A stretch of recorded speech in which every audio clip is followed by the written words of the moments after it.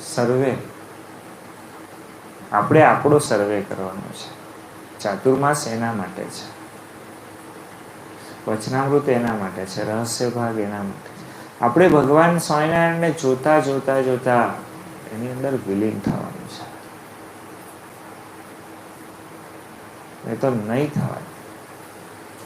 બહુ ધક્કા સ્વામીજી. હમણાં જસ્ટ સવારે આજે હું રમણ મહર્ષિની 2 લાઈન એમ હેડિંગ વાંચ્યા કે બોલે જીવને જન્મ મરણ જેવું કશું હોતું જ નથી, એ તો એનું કર્મફળ છે. તમને ખ્યાલ આવે છે કેટલો મોટો શબ્દ છે, કેટલો. એ પણ યોગી જ બોલી શકે, આપણે બોલી શકીએ? આપણે તો 50 વર્ષની જિંદગીમાં ભેગું કેટલું કરવાનું એના સિવાય વિચાર જ નથી આવતો, બોલો.